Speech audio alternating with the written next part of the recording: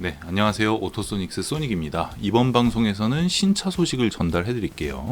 이미 8월 28일자 방송으로 EQE SUV가 얼마 정도 가격대에 나오니까 사전 계약을 먼저 하셔라라고 방송을 올린 적이 있습니다. 그리고 나서 빠르게 움직이시는 분들은 이미 사전 계약을 해 놓으셨는데요. 오늘자로 완전 공개가 되었습니다. 메르세데스 벤츠 브랜드에서 럭셔리 SUV 인기도 워낙 많았는데요. SUV 네이밍이 GL로 시작이 됩니다. GLC, GLE, GLS 이런 식으로 시작이 되는데 전기차는 EQ로 시작이 됩니다. GLA와 EQA, GLB와 EQB, GLC와 EQC 요렇게까지 출시가 됐고 GLE급에 나오는 EQE가 출시가 됐습니다. 그리고 얼마 전에는 GLS급의 전기차인 EQS가 공개가 됐었죠. 미묘한 디자인 차이지만 실제로 보여지는 이미지 차이는 굉장히 많이 나네요. 솔직히 말씀드려서 디자인을 가지고 요거 이제 AMG 비싼 모델, 요게 이제 AMG 라인 일반적으로 우리가 구매하는 모델인데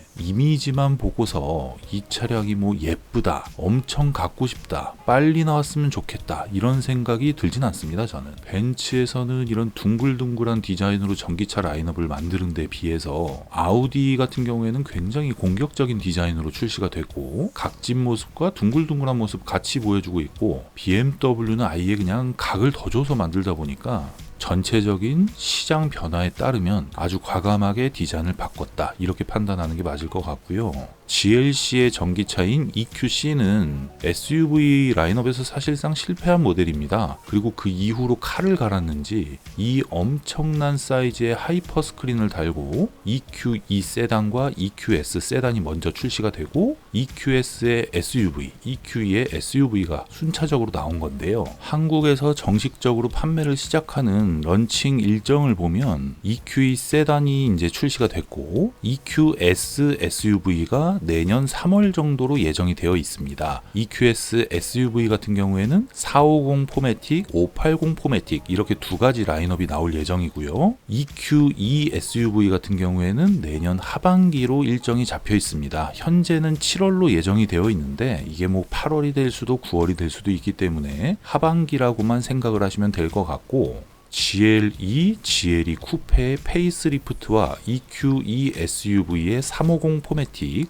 500 포매틱, AMG 53까지 같이 나오기 때문에 아주 핫할 것 같습니다. 내년 하반기가. 350 플러스가 국내에 들어올지 안 들어올지 모르겠는데 네이밍 자체가 450이 없고 350 다음 바로 500으로 나오게 되는데 EQS SUV와 동일하게 미국에서 생산이 됩니다. EQE SUV의 경쟁 모델은 테슬라 모델 Y, BMW의 iX, 아우디 e-tron과 대결해야 될 모델인데요. 셋 중에 가장 작은 사이즈라고 보시면 되겠습니다. 90.6kWh 배터리 팩이 숨겨져 있기 때문에 한번 완충해서 550km 정도를 갈 것으로 예상이 되는데 EQE 세단의 국내 주행 가능 거리 인증을 보면 400km 정도로 출시가 되지 않을까라고 예상을 해보고요. AMG 모델 같은 경우에는 무려 677마력, 제로백이 3.7초라고 하니까 이 차체 사이즈를 생각해보면 어마어마한 모델이 될 것 같은데 중요한 건 가격이죠. 예상 가격이 EQE SUV의 350 모델부터 해가지고 1억 3천만 원에서 시작을 해서 1억 9천만 원까지 가격대를 형성할 것 같기 때문에 굉장히 고가의 SUV입니다. 곧 공개될 EQS SUV 가격을 좀 비교해봐야 될 것 같은데 휠도 21인치가 기본이고 22인치까지 늘 수가 있는 그런 모델이고 리어 엑셀도 옵션으로 선택할 수가 있다고 하니까 럭셔리 전기차를 찾으시고 SUV 공간이 좀 넓은 차를 원하신다고 하면 EQE SUV가 딱일 거다. EQE SUV에서 고출력 모델을 사고자 하시는 분들 같은 경우에는 저는 개인적으로 그럴 거면 EQS SUV를 사셔라. EQE를 선택하시건 EQS를 선택하시건 우선순위로 봐야 될 게 하위 트림입니다. 350과 500이 있다 그러면 350을, 450과 580이 있다면 450을 우선시 봐야 되는 게 이 전기차 쪽이기 때문에 물론 뭐 EQS SUV는 모르겠어요. 그 차는 워낙 고가 차량이기 때문에 580이 인기가 훨씬 많을 수도 있는데 현재까지의 전기차 판매 추이를 보면 그렇습니다. 이 이미지에 있는 요 디스플레이가 쫙 연결된 부분을 메르세데스 벤츠에서는 하이퍼 스크린이라고 하는데요. 이 하이퍼 스크린의 옵션 예상 가격이 1000만 원 돈 하기 때문에 EQE SUV 같은 경우에는 S클래스나 C클래스 등에서 봤던 것처럼 센터 모니터가 이런 식으로 들어가고 계기판 디스플레이가 이렇게 들어가는 그 형태로 출시가 되게 될 거예요. 자, 여기 손잡이 있죠?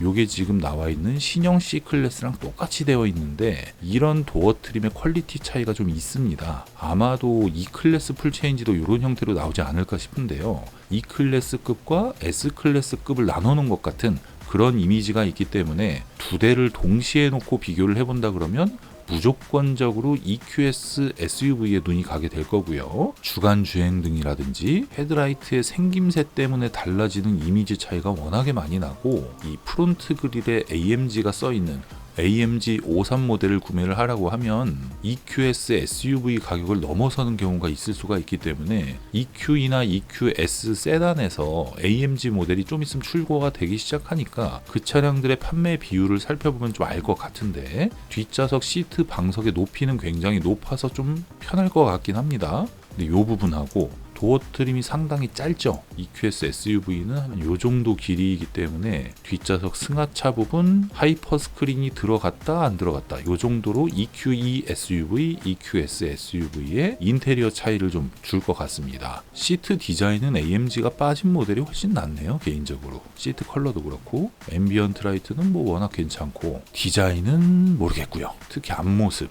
여기부터 이렇게 시작하는 거라 굉장히 두꺼워서 EQE 세단보다 훨씬 낫긴 한데 약간 도요타의 봉고차를 보는 것 같은 그런 두께네요. 사진빨이 좋을 수가 없을 것 같은 그런 굴곡과 디자인이니까 실제 차가 국내에 출시되면 현재의 반응보다 무조건 좋을 겁니다. 그러니까 사전 계약을 미리 해놓으시고 외장 컬러와 인테리어 컬러 정도는 결정을 해놓으셔야 됩니다. 근데 지금 뭐 지바겐이나 레인지로버처럼 대기가 길어서 바로 되팔이를 했을 때 뭐 1000만원, 2000만원, 3000만원 피를 받고 이렇게 하긴 어려운 모델이고 금리가 워낙에 비싸기 때문에 지금은 에이전시 같은 곳에서 미리 출고가 된 차를 리스 이자 폭탄을 안고 고객에게 넘기는 그런 것도 쉽지 않아 보이기 때문에 순수 고객들만 사전 계약을 해놓을 것 같긴 해요. 어쨌든 이 차로 엄청난 마진을 남겨 먹기가 차를 판매하는 쪽에서는 쉽지 않아 보이기 때문에 너무 촉박하게 하실 필요는 없는데요. 2달 전에도 방송이 나갔고 그 전에도 방송으로 언급을 했기 때문에 이미 사전 계약이 어느 정도 쌓여 있습니다.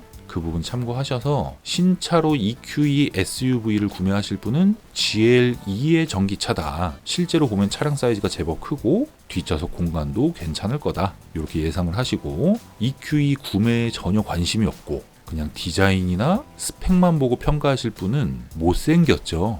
굉장히 못생겼고 비싸고 스펙을 봐도 그냥 그렇습니다. 네, 그렇습니다. 요 방송 다음에 수입차 트렌드 방송이 올라갈 건데요. 거기서 제가 설명드리는 내용이나 현재 트렌드를 보면 EQE SUV와 EQS SUV 사전 계약에 대해서 제가 계속 말씀드리는 부분이 결국엔 맞을 거니까 남들보다 빠르게 움직여서 내가 원하는 시기에 차를 출고하시길 바라겠습니다. 결론 EQE SUV는 예상대로 나왔는데 생각보다 EQS SUV와 디자인 차이가 좀 나더라. 실내 사이즈나 외관 사이즈는 GL2급인데 눈으로 보기엔 GLC 정도로 보이더라. 인테리어가 너무 멋있는데 요 1000만원짜리 하이퍼 스크린은 빠질 것이고 S클래스나 신형 C클래스처럼 이렇게 분리형 인테리어가 들어갈 거다. 트렁크 공간이나 실내 공간이 동급 대비 좁은데요. 럭셔리한 부분에서는 아무래도 벤츠가 제일 좋기 때문에 적응이 안 되고 해도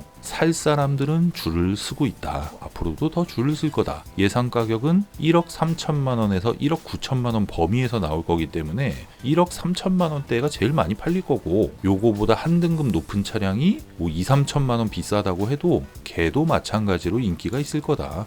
그냥 들어오는 대로 판매가 될 거고요. 현재 사전 계약을 안 받는다라고 설명하는 판매사원한테는 할 필요가 없습니다. 잘 모르는 사람한테 계약을 해서 나중에 뭐 차를 못 받으면 어떡하려고. 되고, 그죠? EQE나 EQS SUV 사전 계약을 받는 곳에 사전 계약을 하시면 되고, 계약금 100만 원 걸어놓고 남들보다 빠르게 받으시면 되고, EQE SUV는 내년 7월에서 8월 정도 한국에 들어올 예정인데, 처음에는 분명히 소량이 들어올 거고 연식 바뀌기 3개월 전이기 때문에 언제든지 변경될 수가 있다. 제가 예상할 때는 10월에서 11월 정도 될 것 같은데, 뭐 현재는 7, 8월이라고 하니까 그 정도 예상을 하시면 되고, 사전 계약을 이 방송을 보고 바로 하지 않고 한 달이나 두 달 정도 있다가 하실 분들은 2024년에 차를 받는다고 생각하시면 될 것 같습니다. 여러분이 보시기에 이 차가 1억 3천에서 1억 9천만 원을 지불할 만큼 구미가 땡기시나요? 주행 질감이나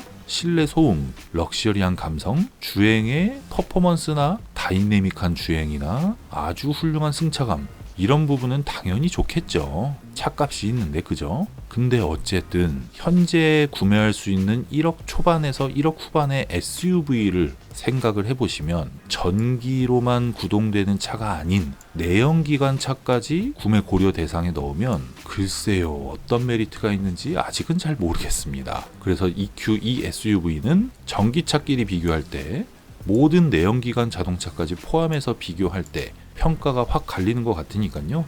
여러분의 의견을 댓글로 남겨주시고 오토소닉스 채널 구독과 좋아요, 알림 설정 부탁드리겠습니다. 감사합니다.